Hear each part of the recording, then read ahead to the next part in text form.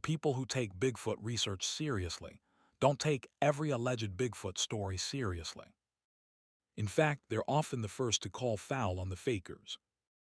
So when a data scientist working with a small wildlife conservation group runs 10 years of National Park Service missing person records through a machine learning model, and the model keeps flagging the same coordinates, the same conditions, the same kind of victim, you pay attention. What started as a routine analysis project turned into the most disturbing pattern dataset ever assembled on Yosemite National Park. Over the last decade, more than 200 people have vanished inside the park's boundaries. The Park Service has explanations for most of them. The AI has flagged 41 cases that share a pattern the rangers have never publicly acknowledged. And what those 41 cases have in common is going to change how you think about the woods. Let's follow the trail into the Sierra Dark and find out what's really been happening up there. The thing in the high country. The man who ran the analysis is named Dr. Marcus Riley. He is 46 years old. Data scientist, formerly with a wildlife management firm in Sacramento, currently consulting for a small conservation nonprofit based in Mariposa County. He has no public connection to Bigfoot research. His specialty is statistical modeling of wildlife population data. It was on a Tuesday afternoon in late January of this year that his career, and according to him, his sleep schedule changed forever.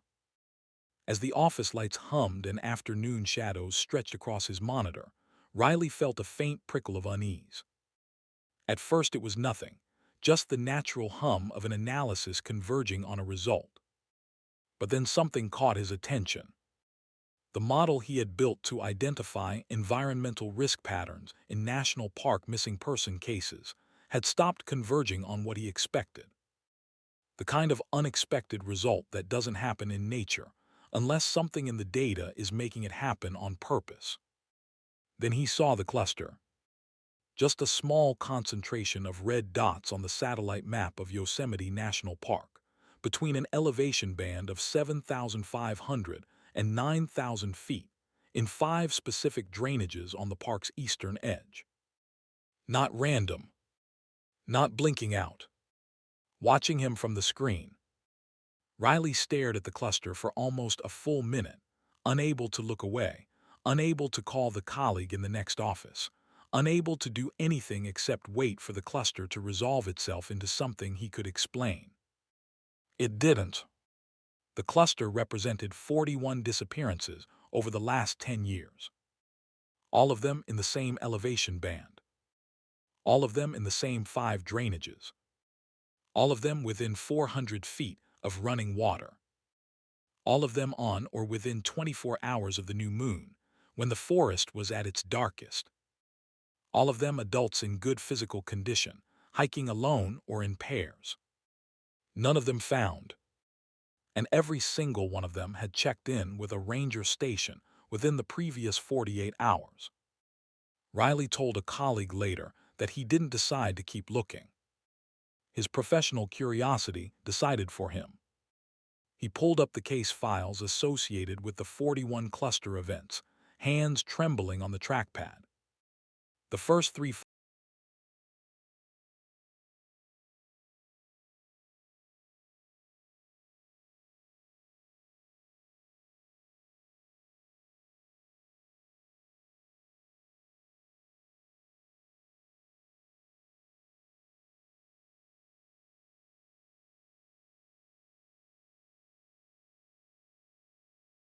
2019. The partner had been about 40 feet downstream filtering water when the engineer simply stopped being there. No sound. No splash. No call for help. The partner had turned around at the moment. He heard a single dry stick break in the trees on the slope above. He saw nothing. When he turned back, the engineer was gone. What he saw on the dirt by their tent, 15 feet from where the engineer had been kneeling, were footprints. 5-toed.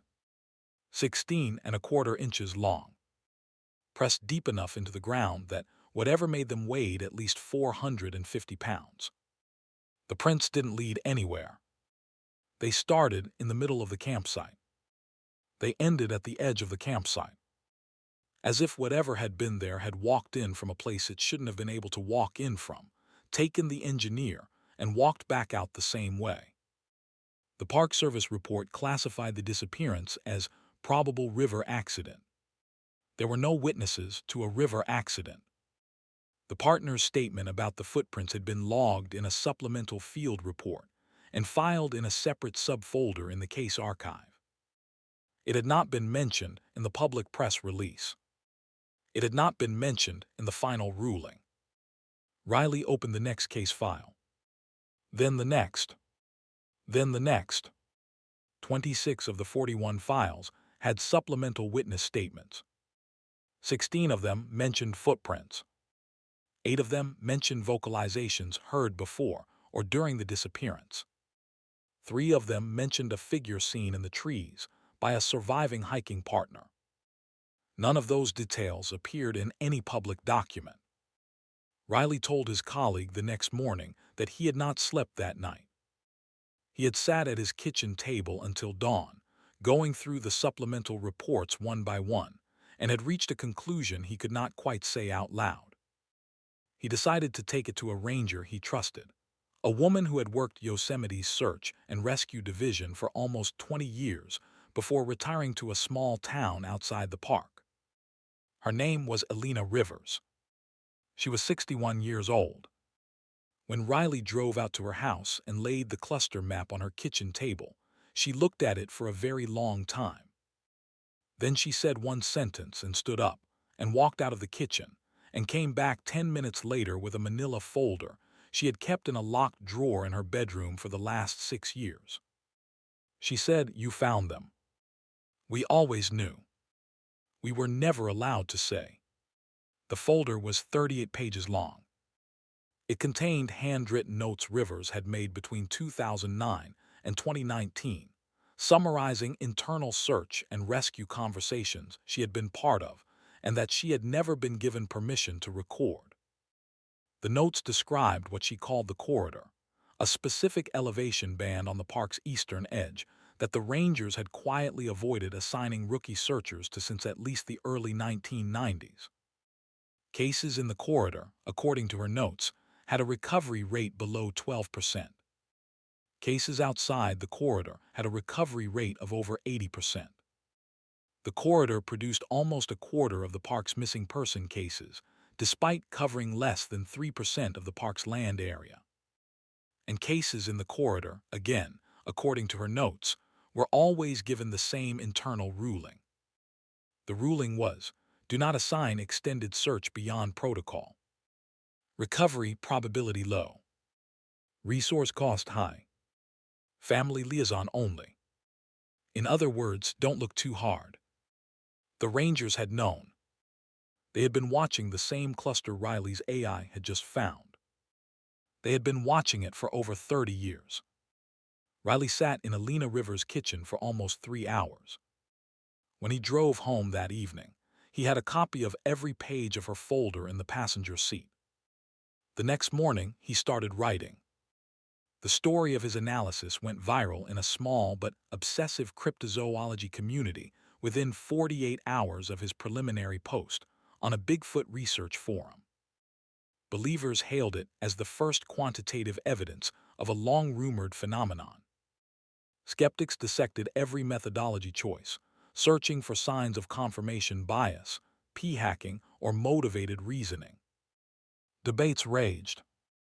Was this finally the proof people had been waiting for? The clustering, the witness statements, the buried supplemental reports, the corridor, all matched stories that had been passed down by Yosemite hikers for generations. Skeptics, however, weren't convinced. They pointed out that Riley had no formal Park Service access, that Elena Rivers' folder was uncorroborated, and that any model trained to find patterns in messy data will find them whether they exist or not. To them, this was just another piece of careful narrative building. But for those who believed, Riley's cluster added to a growing body of evidence that something extraordinary had been operating inside the park's boundaries for a very long time, and that the people responsible for visitor safety had quietly chosen not to talk about it. Riley's findings weren't an isolated discovery. Tales of strange disappearances in Yosemite have been reported for decades, with the high country between Tuolumne Meadows and the eastern boundary standing out as a hot spot. From eerie vocalizations to massive footprints, hikers and rangers across the park have shared encounters that defy explanation.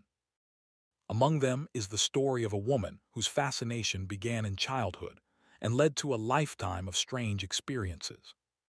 Her name is Margaret Ann Ferrara. She is 64 years old. She has lived in a cabin near Vanishing, California, about 20 minutes from Yosemite's eastern entrance, for almost 40 years. Margaret's first brush with the unknown occurred in the early 1970s during a camping trip with her father in the Hoover Wilderness, just east of the park boundary. Local hunters told stories of mysterious figures spotted at the edges of clearings after dark, figures that seemed to stand for hours and then vanish without a sound. Decades later, while clearing brush behind her cabin, she stumbled upon a massive footprint pressed deeply into the soft earth. The discovery reignited her belief in what her father had heard all those years ago. Over the years, Margaret encountered more. Snapped treetops 20 feet off the ground, the breaks too clean for any natural cause. Branches woven together into structures no animal could have made. And then came the strangest experience of her life. In the autumn of 2011, Margaret was sitting on her porch at dusk when she heard a voice call her name. Margaret.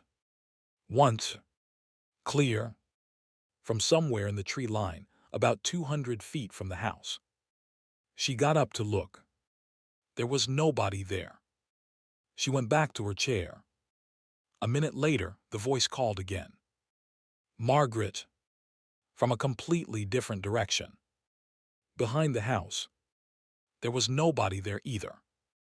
She went inside, locked the door, and turned on every light in the cabin.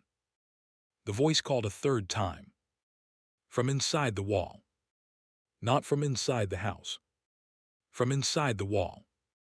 She heard it through the wood paneling, low and slow, 3 feet from her ear. Margaret. The same voice. The same intonation. As if whatever was outside the house had not moved closer, but had somehow projected itself through the cabin structure to be heard from inches away. She slept in her car that night. The next morning, Margaret found something on her porch. 3 pine cones, stacked in a vertical column on the railing. The cones were dry. The railing was wet with frost. The cones had been placed there after the frost had set, sometime between 3 and 5 in the morning. While Margaret was lying in her car 20 feet away, awake, watching the cabin. She did not touch the cones. She drove into Mammoth Lakes that afternoon and did not return for 6 weeks. Margaret's experience mirrors others. A man named Joseph Mendez described a terrifying encounter on a backcountry trail above the Lyell Fork in 2015, within the same drainage Riley's AI would later flag as one of the 5 corridor zones. He was hiking with his girlfriend Alma and their German shepherd. They had stopped at a creek to refill water bottles when the dog, normally fearless, dropped flat to the ground and would not move. Mendez heard a series of low, structured vocalizations from the slope above the trail. As he turned to listen, a massive dark-haired creature stepped through a gap in the trees, dragging the carcass of a small deer. It saw them. It paused. It looked at the dog. Then it did something Mendez has never been able to explain. It set the carcass down on a fallen log. It straightened its back. It looked directly at his girlfriend Alma.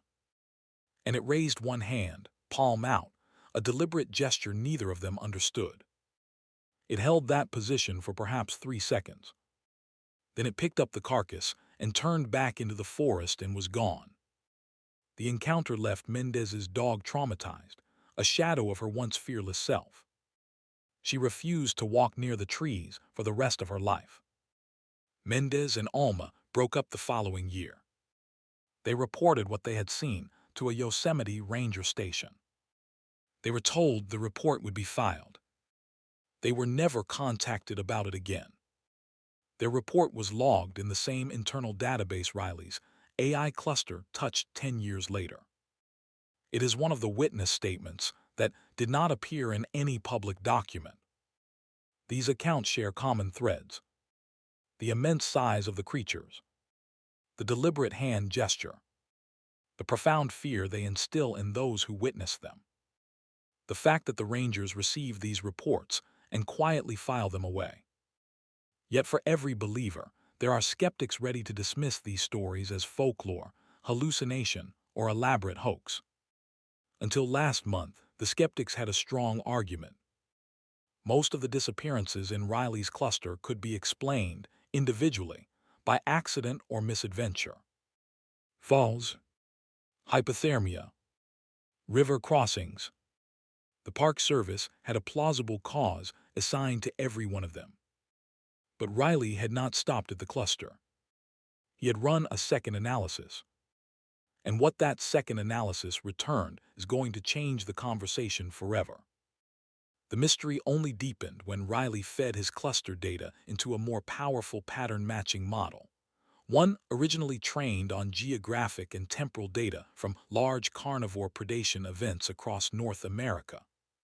The next chapter takes us to a small office in Mariposa County, where on a quiet Sunday morning in February, Riley ran the second analysis and watched his screen for nearly an hour without moving. What that model returned is going to change everything. The thing in the high country, and the pattern that explains why nobody is ever found. The model wasn't built for Bigfoot. It was built for mountain lions, a wildlife biology team at UC. Davis had spent 5 years training a machine learning system to predict cougar predation events based on terrain, prey availability, water access, and time of year. The system was good. It was being used by California Fish and Wildlife to position remote cameras and to issue advisories to hikers in cougar territory. By 2024, the model could predict a cougar kill site within a 600-meter radius about 70% of the time. Riley had access to the model through a former colleague. He fed it the coordinates of his 41 cluster events and asked it to generate a predictive map of where similar events should next occur, based purely on terrain and conditions, without telling the model what species was responsible. What the model returned should not have been possible. The first thing it did was reject the inputs. The terrain and conditions associated with the 41 events did not match cougar predation patterns. Cougars hunt deer. They prefer ambush points with elevation advantage and dense cover. They make kills on or near recognizable game trails. The cluster events did not match any of those parameters. The model was unable to generate a cougar-style predictive map from the data. So Riley told it to ignore species and just find pattern. It found pattern. It identified that the 41 events clustered in location that maximized 3 specific environmental variables. The first variable was acoustic concealment, the rate at which terrain and vegetation absorbed sound. Whatever was operating in the cluster zones was operating in the locations where calls for help would carry the shortest distance. The second variable was visual concealment, line-of-sight angles broken by ridge lines, switchback creeks, and old-growth canopy. The third variable was time to discovery, the average time it would take a SAR team to reach a missing person's last known location, given the trail network. The cluster events occurred in the locations where help would arrive too late. This was not a hunting pattern. This was an abduction pattern. The figures responsible were selecting their locations, the way a predator selects locations. But the criteria they were optimizing for were not the criteria a wild animal would select. They were optimizing against the responders. They knew how the SAR system worked. They knew where the ranger stations were. They knew which drainages took the longest for a search team to reach. They had been watching the system that was supposed to be looking for them. There are 6 findings Riley has flagged in his preliminary report. I'll walk you through them in the order he ranked them. Most certain to least. The first one, the most definitive. The 41 cluster events are not coincidence. The probability that this many disappearances would cluster in this small, a spatial-temporal envelope by chance, is below 1 in 3 million. Whatever is operating in the corridor is operating with intent. The second finding, the events cluster around the new moon. 29 of the 41 disappearances occurred within the 72-hour window centered on the new moon, when ambient light in the forest is lowest. This is not consistent with hiker accidents, which distribute roughly uniformly across the lunar cycle. It is highly consistent with a behavioral pattern timed to a specific environmental condition. The third finding is the one Riley asked his peer reviewer to verify 3 separate times before he would publish. The corridor avoids ranger patrol patterns. By cross-referencing the cluster coordinates with internal patrol logs Elena Rivers shared from her files, Riley demonstrated that the cluster events cluster precisely in the gaps between ranger patrol routes. Not on the routes. Not adjacent to the routes. In the gaps. Whoever is operating in the corridor knows where the rangers walk and is choosing the spaces the rangers do not visit. The fourth finding, the victims are physically capable. Of the 41 cluster events, 39 involved hikers in good physical condition. 14 of them were experienced backcountry travelers with advanced wilderness training. 3 of them were former military. They are not the demographic that goes missing by accident in Yosemite. Accident victims skew older, less experienced, less prepared. The corridor takes the one who would survive almost any other circumstance. The fifth finding. I want you to think about this one for a second before I tell you what it is. In 19 of the 41 cases, a hiking partner survived. In every single one of those 19 cases, the partner was at least 30 feet from the victim at the moment of disappearance. Always. Without exception. Whatever is taking these people is taking them when they are alone, but only when their companion is close enough to confirm they were there a moment ago, and far enough that the companion cannot intervene. The figures are choosing the witnesses. They want someone left to tell the story. The sixth finding is the one Riley has not released, and the one I will not speculate on. What I can tell you is this. In 4 of the 41 cases, the missing person's belongings were eventually found: backpack, phone, water bottle, sometimes a single boot. The belongings were always found arranged, stacked, placed in patterns that the recovering rangers logged as unusual in their internal reports, but never described in public press releases. Riley has reviewed the internal photographs. He has not shared them publicly. He has said only that what he saw in those photographs is the reason he keeps the lights on in his house at night. Whatever they want us to know it was them. The story of the corridor continues, but to understand what Riley's models really uncovered, we need to go back further. Much further. Long before Yosemite was a national park, the high country of the Central Sierra had a reputation that was anything but ordinary. This stretch of mountains isn't just another beautiful range. Its history is steeped in stories of strange disappearances, abandoned camps, and oppressed silences unlike any other. The story begins in the late 1820s. Spanish missionaries traveling through what is now Tuolumne County recorded encounters in their journals, described as gente del monte, the people of the mountains. They were not Native Americans. The local Miwok tribes, when asked, said the gente del monte were not their people. They lived above. They came down only at night. They took those who walked alone in the high meadows after dark, and what they took, the Miwok said, did not come back as the same person. The missionaries didn't dwell on the mystery. They marked the locations on their maps as places of avoidance and moved on. In 1851, a group of California gold miners working a claim along the headwaters of the Tuolumne River woke one morning to find one of their men missing. His name was Jeremiah Coombs. His bedroll was in the tent. His boots were by the fire. His rifle was leaning against a tree. He had simply walked away from the camp in the night, in his stockings, and never come back.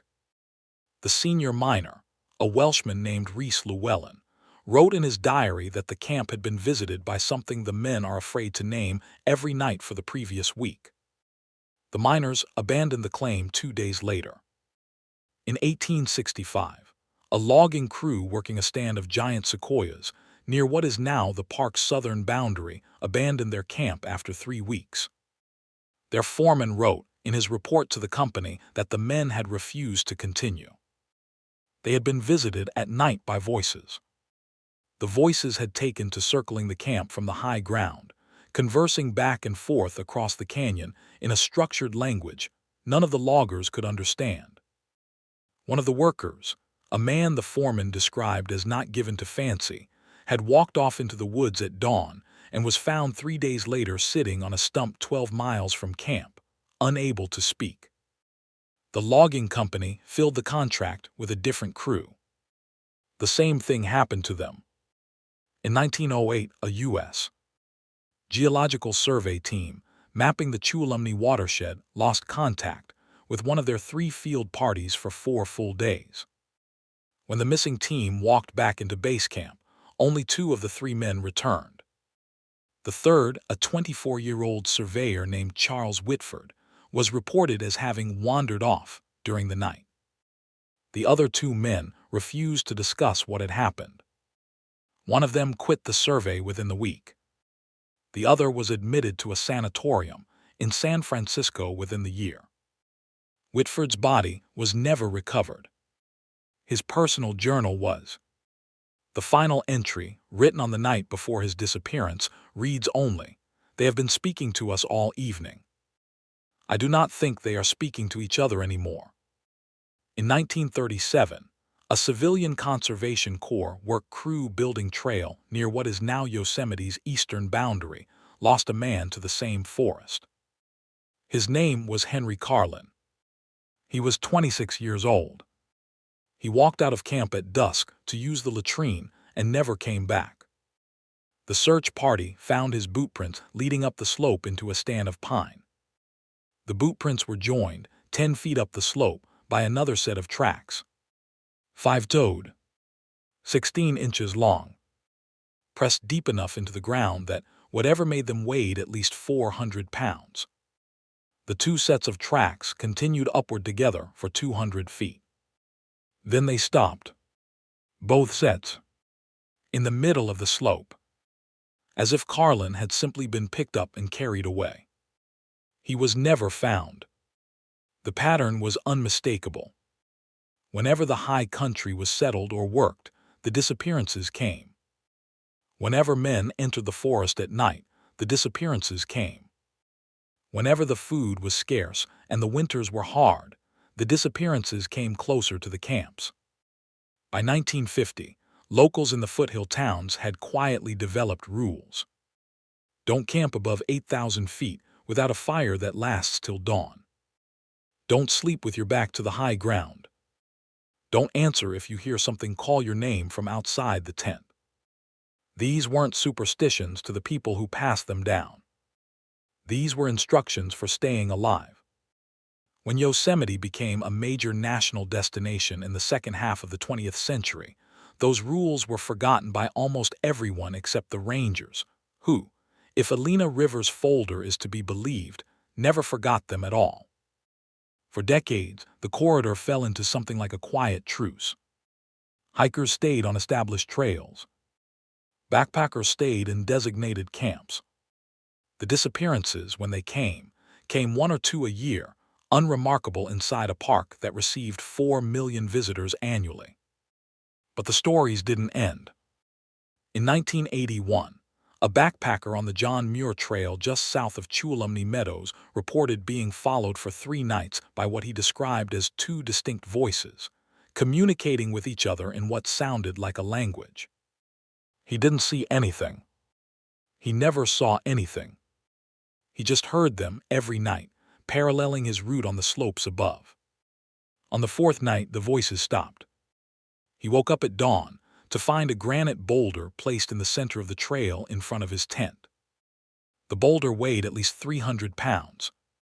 There were no drag marks, no footprints. He took a photograph and hiked out the same day. In 1996, a deer hunter near Sonora Pass, just outside the park's northern boundary, radioed his outfitter at 3 in the morning to ask if anyone was scheduled to be in the area. The outfitter told him no. The hunter said he could hear voices on the ridge above his camp, a man, a woman, and what sounds like a child. The voices were not speaking English. The voices were not speaking any language he recognized. The outfitter told him to break camp and come down. He did. He never went back. In 2014, an emergency room nurse in Sonora was treating an elderly hiker for hypothermia. The man had been brought in off Highway 108 by a passing motorist who'd found him walking down the center line of the road in a t-shirt at midnight in November. As the nurse was warming his hands, she mentioned in conversation that her brother had been hiking near the Tuolumne High Country the week before and had heard the strangest voices up by Lyell Canyon. The old man's hand closed around her wrist so hard she dropped the thermometer. He looked her in the eye and asked, "Did your brother come back? Did he come back the same?" She didn't know what to say. He held her wrist for almost a minute. Then he let go, lay back on the pillow, closed his eyes, and would not speak to anyone for the rest of his stay in the hospital. He was discharged 3 days later. He gave a false address on the paperwork. The nurse has never seen him again. She has never forgotten his face. In the weeks before Riley's analysis went public, a Yosemite Trail crew working a remote bridge replacement near the Lyell Fork reported finding what they described as a marker. 3 river stones, smooth and matched in size, arranged in a vertical column on the lid of their tool kit. There were no human visitors logged for that area in the previous month. There were no human boot prints in the soft mud. There were, however, 4 prints in the mud beside the kit. 5-toed, 16¼ inches long. The crew did not report the prints in writing. The crew leader took a photograph on his phone, walked back to the trailhead, and called the ranger station from his truck. The ranger he spoke with took the report. The ranger did not assign follow-up. The ranger told him, off the record, that this was the 3rd such report from the Lyell drainage in the previous year. The photograph was never logged in any official document. When Riley's analysis went public, the trail crew leader sent the photograph to him directly. The stones in his photograph match exactly the column of stones described in 3 of the supplemental witness reports inside Riley's cluster of 41 disappearances. Whoever left those stones for the trail crew has been leaving them for the missing. Alina Rivers is 61 years old. She still lives in her small house outside the park. When Riley called her 2 weeks after the analysis went public, she listened to the entire summary of the response without interrupting. When he finished, she said one thing. Then she ended the call. She said they were never lost. They were taken. We always knew. She said it the way a woman finally gets a verdict on a question she has been carrying for 30 years. Not relieved. Not vindicated. Tired. A woman who had hoped, somewhere in the back of her head, that maybe the cases she had quietly closed without proper search would turn out to have ordinary explanations after all. Some accident. Some river. some way out for the families. There isn't one. Even skeptics struggle to explain what's been recorded across Riley's dataset. Many point to ordinary backcountry accidents as the explanation, but the details don't quite add up. Backcountry accidents don't cluster in 3% of a park's land area, while occurring 400 feet from running water on the new moon. Accidents don't avoid ranger patrol patterns. Accidents don't take only the experienced and physically capable. Others suggest the cluster is the result of confirmation bias, that Riley went looking for a pattern and found one whether it was real or not. But Riley's model rejected the cougar predation hypothesis. It rejected the hiker accident hypothesis. It only converged on a behavioral pattern when allowed to optimize against the SAR system itself. The most common skeptical explanation today is that Yosemite simply receives so many visitors that statistical clusters of disappearances are inevitable. But Riley tested that hypothesis. He ran the same analysis on visitor density matched parks across the country. None of them produced a cluster. Not Yellowstone. Not Glacier. Not the Smokies. Only Yosemite. And confirmation bias doesn't leave footprints. It doesn't stack river stones on a trail cruise toolkit. It doesn't arrange the belongings of the missing in patterns that experienced rangers describe as unusual in internal reports they are never allowed to publish. Could something we don't understand be living in the high country of Yosemite, choosing the strong, the alone, and the new moon? Could they have been operating inside the park's boundaries for at least 2 centuries, choosing where to take, choosing who to take, choosing always to leave one witness behind to remember? Tell us what you think in the comments. Like and subscribe for more.